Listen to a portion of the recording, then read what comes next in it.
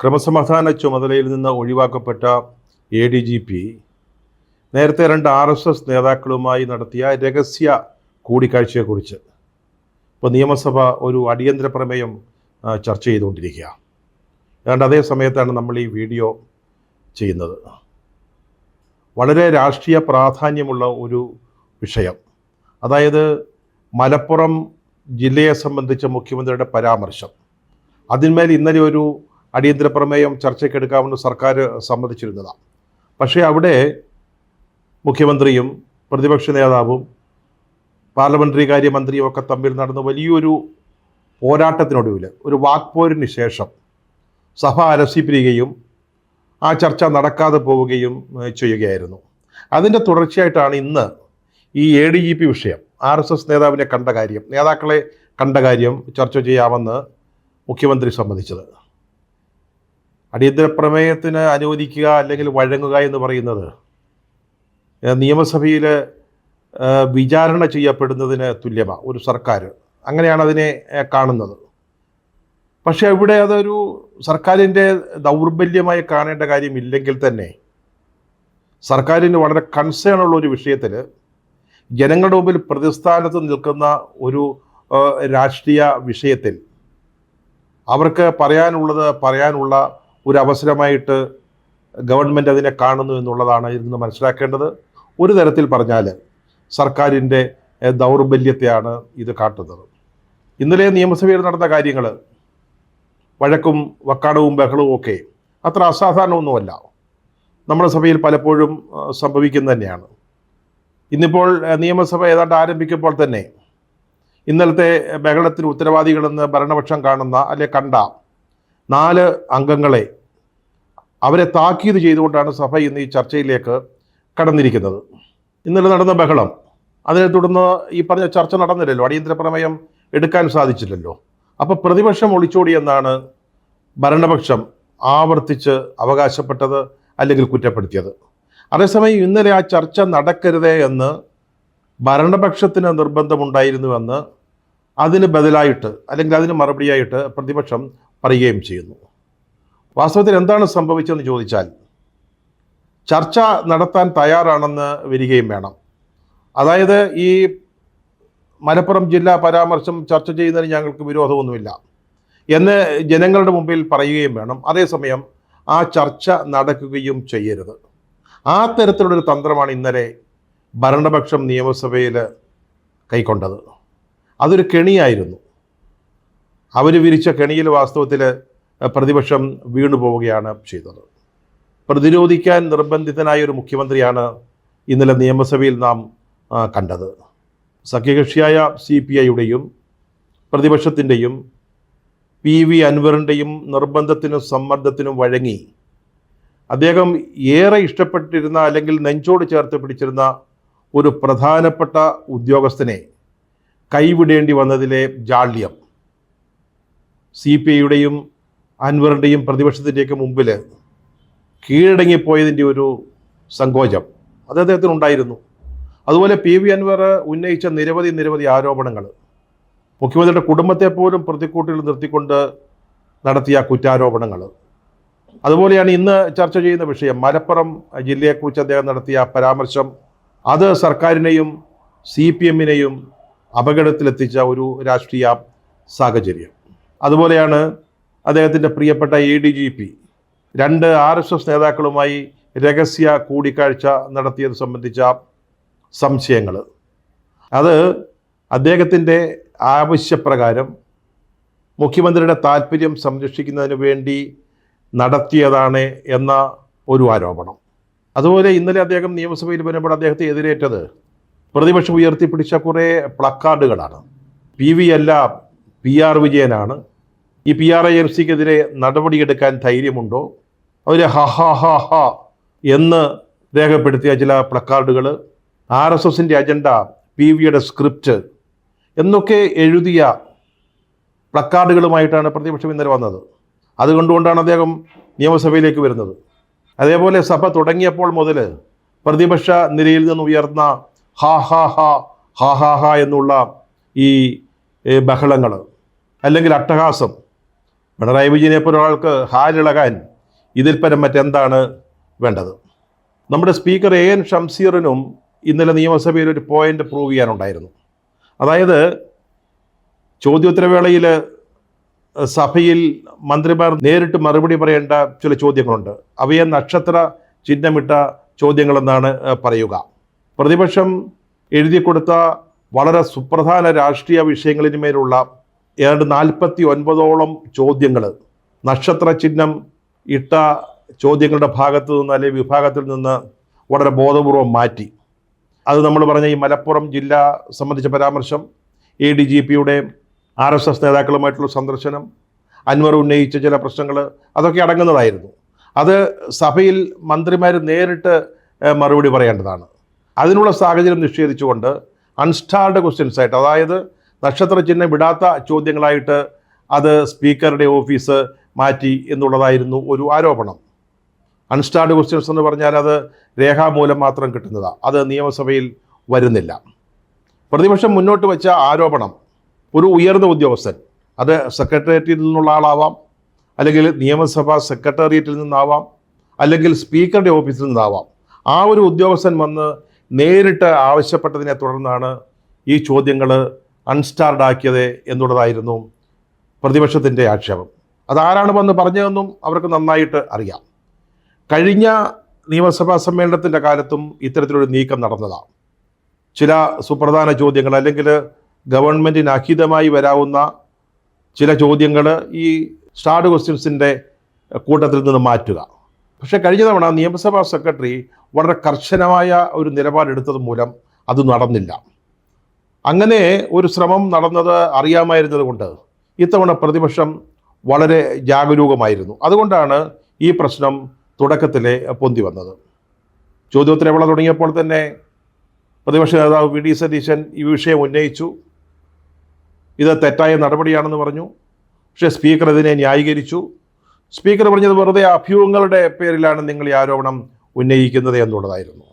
അപ്പോൾ പ്രതിപക്ഷ നേതാവ് ADGPയും RSS നേതാക്കളുമായി നടന്ന ചർച്ച എന്ന് പറയുമ്പോഴേക്കും മൈക്ക് ഓഫ് ചെയ്യാണ് ചെയ്തത്. പിന്നെ മൈക്കില്ലാത്തതിനെക്കുറിച്ച് വലിയ ബഹളമായി. ആ ബഹളത്തിൻ്റെ ഭാഗമായിട്ടാണ് സ്പീക്കറുടെ ഭാഗത്തു നിന്ന് ആരാ പ്രതിപക്ഷ നേതാവ് എന്നുള്ളൊരു ചോദ്യം ഉണ്ടായത്. സതീശൻ സംസാരിക്കുമ്പോൾ തന്നെ മാത്യു കുഴൽ നാടനെ പോലെ മറ്റ് കോൺഗ്രസ് നേതാക്കളും MLA-മാരും സംസാരിച്ചുകൊണ്ടിരുന്നത് കൊണ്ടാണ് സ്പീക്കർ അത് ചോദിച്ചത്. പക്ഷേ അങ്ങനെ ഒരു ചോദ്യം ഉണ്ടാകാമായിരുന്നോ എന്നൊരു സംശയമുണ്ട്. എന്തായാലും അത് പ്രതിപക്ഷത്തെ വല്ലാതെ പ്രകോപിപ്പിച്ചു, സതീശനെ പ്രകോപിപ്പിച്ചു. അത് വലിയ ബഹളങ്ങളിലേക്ക് മാറി. പ്രതിപക്ഷം ചോദ്യോത്തരവേള ബഹിഷ്കരിച്ചുകൊണ്ട് പുറത്തേക്ക് പോകുന്നു. അദ്ദേഹം സഭയിൽ ഇല്ലാത്ത സമയത്ത് മുഖ്യമന്ത്രിയും പാർലമെൻ്ററി അഫയേഴ്സ് മിനിസ്റ്ററായ MP രാജേഷ് പ്രതിപക്ഷ നേതാവിനെ കുറിച്ച് ചില പ്രതിഷേധാർഹമായ അഭിപ്രായ പ്രകടനങ്ങൾ നടത്തുന്നു. പിന്നീട് ശൂന്യവേളയിൽ പ്രതിപക്ഷം തിരിച്ചെത്തുന്നു. അവർ നേരത്തെ ഇത്തരത്തിലുള്ള അടിയന്തര പ്രമേയത്തിന്, അതായത് മലപ്പുറം ജില്ലയെ സംബന്ധിച്ച പരാമർശം, അതിന് നോട്ടീസ് കൊടുത്തിട്ടുണ്ടായിരുന്നു. അപ്രതീക്ഷിതമായിട്ട് ഗവൺമെൻറ് അത് ചർച്ച ചെയ്യാൻ തയ്യാറാവുന്നു. വീണ്ടും ബഹളം നടക്കുകയാണ്. അതായത് തൻ്റെ അസാന്നിധ്യത്തിൽ തന്നെ അപകീർത്തിപ്പെടുത്തി സംസാരിച്ചത്, അതിനെ ചോദ്യം ചെയ്തുകൊണ്ട്, അതുപോലെ തന്നെ അത് രേഖകളിൽ നിന്ന് മാറ്റണമെന്ന് ആവശ്യപ്പെട്ടുകൊണ്ട് പ്രതിപക്ഷ നേതാവും പ്രതിപക്ഷാംഗങ്ങളും ഈ വിഷയം ഉന്നയിക്കുന്നു. അതിന് നേരത്തെ ഈ ചോദ്യങ്ങളുമായി ബന്ധപ്പെട്ട് നമ്മുടെ പ്രതിപക്ഷ നേതാവ് വളരെ കർക്കശ ഭാഷയിൽ തന്നെ നമ്മുടെ സ്പീക്കറുടെ നിഷ്പക്ഷതയെ ചോദ്യം ചെയ്യുകയും ചെയ്തിരുന്നു. അങ്ങനെ ഈ ബഹളം വല്ലാതെ മൂക്കുകയാണ്. അത് പിന്നീട് പ്രതിപക്ഷ നേതാവും മുഖ്യമന്ത്രിയും തമ്മിലുള്ള ഒരു വാക്പോരിലേക്ക് മാറി. അത്ര അഭിലഷണീയമല്ലാത്ത വാക്കുകളൊക്കെ അവിടെ പ്രയോഗിക്കപ്പെട്ടു. അത് നമ്മുടെ നിയമസഭയുടെ അന്തസ്സിന് ചേർന്നതായിരുന്നില്ല എന്ന കാര്യത്തിൽ സംശയവുമില്ല. ചിലപ്പോൾ കവലുകളിൽ കേൾക്കുന്ന വെല്ലുവിളികൾ, പൊങ്ങച്ചം പറച്ചിലുകൾ, ആ തലത്തിലേക്ക് ഉയർന്ന സംഭാഷണങ്ങളൊക്കെ ഉണ്ടായി. അതൊക്കെ മനസ്സിൽ വച്ചാൽ മതിയെന്ന് പറയുന്ന ഒരു സാഹചര്യത്തിലേക്കൊക്കെ അന്തരീക്ഷം വളർന്നു. അപ്പോൾ ഇടയ്ക്ക് MP സുരേഷ് പറയുന്നുണ്ട്, ഈ മലപ്പുറം ചർച്ചയിൽ നിന്ന് ഒളിച്ചോടാൻ വേണ്ടിയാണ് പ്രതിപക്ഷം ഇതൊക്കെ ചെയ്യുന്നതെന്ന്. അപ്പോൾ സ്പീക്കറുടെ ഭാഗത്തു നിന്ന് അപ്രതീക്ഷിതമായൊരു കമൻ്റ് ഉണ്ടായി, കുടുങ്ങിയല്ലേ എന്ന്. അതൊരു വെറും നിഷ്കളങ്കമായ പ്രയോഗമായിരുന്നില്ല. വളരെ പ്രാധാന്യമുള്ളൊരു രാഷ്ട്രീയ പ്രസ്താവനയായിരുന്നു. അങ്ങനെയൊന്ന് സാധാരണ സ്പീക്കറുടെ ഭാഗത്തു നിന്ന് ഉണ്ടാവുന്നതല്ല. പിന്നീട് ബഹളം കനത്തു. അപ്പോൾ അവസാനം മുഖ്യമന്ത്രി ചോദിക്കുകയാണ്, ഇങ്ങനെയാണെങ്കിൽ എങ്ങനെ സഭ മുന്നോട്ട് നടത്തിക്കൊണ്ടു പോകും? വാസ്തവത്തിൽ അതൊരു കൽപ്പനയായിരുന്നു, അല്ലെങ്കിൽ ഒരു നിർദ്ദേശമായിരുന്നു. അതേ തുടർന്ന് സ്പീക്കർ കാര്യപരിപാടിയിലെ ഇനങ്ങൾ പെട്ടെന്ന് ഒന്നൊന്നായി പൂർത്തിയാക്കി സഭ പിരിയുകയാണ് ഉണ്ടായത്. അപ്പോൾ 10:30 സമയം. 12 മണിക്കാണ് അടിയന്തര പ്രമേയ ചർച്ച തീരുമാനിച്ചിരുന്നത്. സാധാരണഗതിയിൽ നിയമസഭയിലെ ഈ ശൂന്യവേളയിൽ പല വിഷയങ്ങളെ ചൊല്ലി വഴക്കുണ്ടാകാറുണ്ട്, അല്ലെങ്കിൽ ബഹളങ്ങൾ ഉണ്ടാകാറുണ്ട്, സഭ സ്തംഭിക്കാറുണ്ട്. അപ്പോഴൊന്നും സഭ അന്നത്തേക്ക് പിരിയുകയല്ല പതിവ്. പകരം അല്പനേരത്തേക്ക് സഭാ നടപടികൾ നിർത്തിവെക്കും. പിന്നീട് കക്ഷി നേതാക്കളെ സ്പീക്കറുടെ ചേംബറിലേക്ക് വിളിച്ചു വരുത്തും. അവിടെ ഒരു ചർച്ച ഉണ്ടാവും. സഭ മുന്നോട്ട് നടത്തിക്കൊണ്ടു പോകുന്നതിനെക്കുറിച്ച് ചർച്ച ഉണ്ടാവുകയും ചിലപ്പോൾ ധാരണ ഉണ്ടാവുകയും ചെയ്യും. സഭ വീണ്ടും ചേരും. അപ്പോഴും ചിലപ്പോൾ ബഹളം ഉണ്ടാവാറുണ്ട്. അപ്പോഴും സഭ നിർത്തിവെച്ച് കക്ഷി നേതാക്കളെ വിളിച്ച് ചർച്ച ചെയ്യാറുണ്ട്. ലോക്സഭയിൽ ഇത് 2-3 തവണയൊക്കെ ആവർത്തിക്കാറുണ്ട്. നിയമസഭയിൽ 2 തവണയൊക്കെ ആവർത്തിച്ചതിന് ശേഷം സഭ പിന്നെ അന്നത്തേക്ക് പിരിയുകയാണ് പതിവ്. ഇന്നലെ അങ്ങനെയല്ല ഉണ്ടായത്. മുഖ്യമന്ത്രിയുടെ ഈ അഭിപ്രായ പ്രകടനത്തിന് ശേഷം സഭ പെട്ടെന്ന് നടപടികൾ പൂർത്തിയാക്കി പിരിയുകയാണ് ചെയ്തത്. അതിന് സ്പീക്കർ അവകാശമുണ്ട്, അദ്ദേഹത്തിന് അങ്ങനെ ചെയ്യാം. പക്ഷേ ഒരു വളരെ പ്രധാനപ്പെട്ട കാര്യം നമുക്ക് മറക്കാൻ പാടില്ല. കാര്യപരിപാടിയിൽ ഉണ്ടായിരുന്ന എല്ലാ കാര്യങ്ങളും നിർവഹിച്ചതിന് ശേഷമാണ് സഭ പിരിയുന്നത്. പക്ഷെ അദ്ദേഹം ഒന്നും മറന്നുപോയി, കാര്യപരിപാടിയിലെ ഒരു ഇനം. അതായത് അടിയന്തര പ്രമേയം ചർച്ച ചെയ്യാൻ സഭ തീരുമാനിക്കുകയും അതിന് 12 മണി എന്ന സമയം നിശ്ചയിക്കുകയും ചെയ്തിരുന്നു. അപ്പോഴേക്കും അത് ഇന്നലത്തെ കാര്യപരിപാടികളുടെ ഭാഗമായി. അപ്പോൾ അതും നടത്തുന്നതിൻ്റെ സാധ്യത ആരായേണ്ടതായിരുന്നു. പക്ഷേ അതുണ്ടായില്ല. അതേസമയം സഭ നിർത്തിവെച്ച് കക്ഷി നേതാക്കളുടെ യോഗം ചേർന്നിരുന്നുവെങ്കിൽ ഈ വിഷയം ചർച്ചയ്ക്ക് വരികയും പ്രതിപക്ഷം ബഹളം അവസാനിപ്പിച്ച ചർച്ചയിൽ പങ്കെടുക്കുകയും ചെയ്യുമായിരുന്നു. പിന്നീട് മന്ത്രിമാരായ എം പി രാജേഷും പി രാജീവും കെ രാജനുമൊക്കെ പെട്ടെന്ന് പത്രസമ്മേളനം വിളിച്ച് പ്രതിപക്ഷം ഒളിച്ചോടി എന്ന് പറഞ്ഞു. അതൊരു രാഷ്ട്രീയ പ്രസ്താവനയാണ്, അങ്ങനെ പറയാവുന്നതേ ഉള്ളൂ, യാതൊരു സംശയവുമില്ല. പക്ഷേ അങ്ങനെ ഒളിച്ചോടിയിട്ട് പ്രതിപക്ഷത്തിന് കാര്യമില്ല. കാരണം അവരുടെ മുമ്പിലുള്ളത് ഒന്നാം തരം ഒരു കേസാണ്. നമ്മുടെ മുഖ്യമന്ത്രി ഈ മലപ്പുറം ജില്ലയെ അപകീർത്തിപ്പെടുത്തുന്ന തരത്തിൽ അവിടെ വലിയ തോതിൽ സ്വർണ്ണക്കള്ളക്കടത്ത് നടത്തുന്നു, അല്ലെങ്കിൽ ഹവാല പണം പിടിക്കുന്നു എന്നൊക്കെ പറഞ്ഞത് സംബന്ധിച്ചാണ് പ്രമേയം. ആ ആക്ഷേപം മുൻനിർത്തിയാണ് പ്രതിപക്ഷം പ്രമേയം കൊണ്ടുവന്നിട്ടുള്ളത്. ഇത് അദ്ദേഹം 21-ാം തീയതി നടന്ന പത്രസമ്മേളനത്തിൽ പറഞ്ഞതാണ് തിരുവനന്തപുരത്ത്. അതിന് തലേ ദിവസം പോലീസിൻ്റെ വെബ്സൈറ്റിൽ മലപ്പുറം ജില്ലയിൽ നിന്ന് പിടിച്ച സ്വർണത്തിൻ്റെയും ഹവാല പണത്തിൻ്റെയും കണക്കുകൾ ചേർത്തിരുന്നു. അതാണ് പിന്നീട് ഡൽഹിയിൽ ഹിന്ദുവിന് നൽകിയ ഇൻ്റർവ്യൂവിൽ പറഞ്ഞത്. അതിൽ ഈ പണം ഉപയോഗിച്ച്, ഇതിൻ്റെ ലാഭം ഉപയോഗിച്ച് രാജ്യവിരുദ്ധ പ്രവർത്തനങ്ങൾ നടത്തുന്നു എന്ന് ഞാൻ പറഞ്ഞിട്ടില്ല. അത് PR ഏജൻസിക്കാരൻ എഴുതി കൊടുത്തതാണെന്നാണ് പറഞ്ഞത്. ഈ ആരായി PR ഏജൻസി? അതിനെക്കുറിച്ച് ഇതുവരെ വ്യക്തമാക്കാൻ മുഖ്യമന്ത്രി തയ്യാറായിട്ടില്ല, ഗവൺമെൻറ് തയ്യാറായിട്ടില്ല. അങ്ങനെ ഒരു PR ഏജൻസിയെ ഏർപ്പെടുത്തിയിട്ടില്ല എന്ന് മാത്രമേ മുഖ്യമന്ത്രി പറഞ്ഞിട്ടുള്ളൂ. പിന്നെ എങ്ങനെയാണ് PR ഏജൻസിയുടെ 2 പ്രതിനിധികൾ ആ ഇൻ്റർവ്യൂവിൽ പങ്കെടുക്കുന്നത്? എങ്ങനെയാണ് അവർ ഇങ്ങനെ ഒരു കടലാസ്, അതായത് ഈ വിഷയങ്ങൾ കൂടെ ചേർക്കണം ഇൻ്റർവ്യൂവിൽ, അവിടെ ഒന്ന് പിടിച്ച സ്വർണം, ഹവാല പണം, അത് ദേശവിരുദ്ധ പ്രവർത്തനങ്ങൾക്ക് ഉപയോഗിക്കുന്നു എന്നുള്ള ഈ ഭാഗം ചേർക്കണമെന്ന് ആവശ്യപ്പെട്ടുകൊണ്ടൊരു കടലാസ് ഒരു പത്രക്കുറിപ്പ് പോലെ കൊടുക്കുന്നു? അത് ആര് പറഞ്ഞിട്ടാണ്? മുഖ്യമന്ത്രി അറിയാതെ, അദ്ദേഹത്തിൻ്റെ ഓഫീസ് അറിയാതെ, ഗവൺമെൻറ് അറിയാതെ അങ്ങനെയൊക്കെ നടക്കുമോ? ഇതെല്ലാമാണ് ഈ ചർച്ചയിൽ, അടിയന്തര പ്രമേയ ചർച്ചയിൽ വരേണ്ടിയിരുന്നത്. ഈ വിഷയങ്ങളെല്ലാം ഭരണപക്ഷം ഏതാണ്ട് പ്രതിസ്ഥാനത്താണ്, പ്രതിരോധത്തിലാണ്. അപ്പോൾ എന്തിനാണ് ഇതുപോലെ ഒരു ഒന്നാം തരം ഒരു കേസ് ഉള്ളപ്പോൾ എന്തിനാണ് പ്രതിപക്ഷം ആ ചർച്ച അലങ്കോലപ്പെടുത്തിയിട്ട് പോകണം? പക്ഷേ പ്രതിപക്ഷത്തിനും ഈ കാര്യത്തിൽ വലിയ നോട്ടപ്പിശകാണ് സംഭവിച്ചത്. അവർ സർക്കാരിൻ്റെ തന്ത്രം മനസ്സിലാക്കേണ്ടതായിരുന്നു. ഈ പ്രസംഗത്തിലെ എം പി രാജേഷ് തന്നെ പറഞ്ഞതാണ്, നിങ്ങളുടെ ഉദ്ദേശം ഈ മലപ്പുറം ചർച്ച ഒഴിവാക്കുക, അതിൽ നിന്ന് ഒഴിവായി നിൽക്കുക എന്നുള്ളതാണെന്ന്. അപ്പോൾ തന്നെ അത് മനസ്സിലാക്കേണ്ടതായിരുന്നു.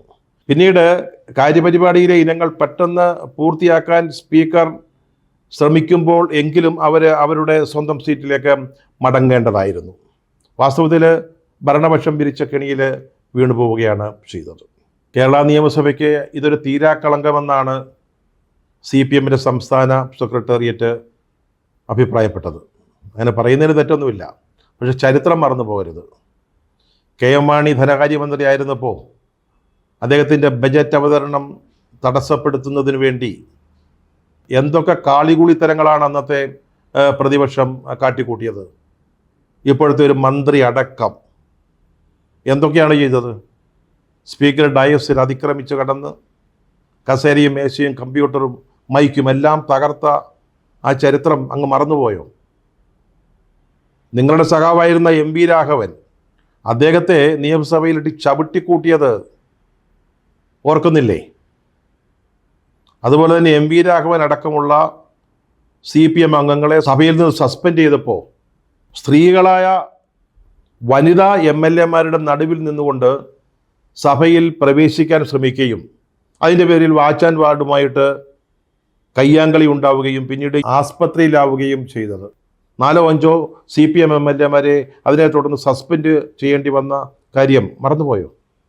അതുപോലെ തന്നെ 70-ൽ CPI-കാരൊന്ന് ശ്രദ്ധിക്കണം. അച്യുതമേനോൻ മുഖ്യമന്ത്രിയായിരിക്കുന്ന സമയത്ത് പ്രതീക്ഷിച്ച ഉത്തരം ഗവൺമെൻറ്റിൻ്റെ ഭാഗത്തുനിന്ന് ഉണ്ടായില്ല എന്ന് ആരോപിച്ചുകൊണ്ട് സ്പീക്കറുടെ ഡയസ് കയ്യേറുകയും അവിടുത്തെ ഫയലും ഉപകരണങ്ങളും വലിച്ചെറിയുകയും മൈക്ക് പിഴുതെറിയുകയും ചെയ്ത കാര്യം അന്ന് സ്പീക്കർ D. ദാമോദരൻ പോറ്റി അദ്ദേഹത്തിൻ്റെ ചേംബറിലേക്ക് ഓടി രക്ഷപ്പെടുകയായിരുന്നു. അപ്പോൾ ഇത്തരത്തിലുള്ള പ്രസ്താവനകളൊക്കെ ഇറക്കുമ്പോൾ സെക്രട്ടേറിയറ്റ് ദയവ് ചെയ്ത് ഈ ചരിത്രം ഒന്ന് ഓർക്കുന്നത് നന്നായിരിക്കും.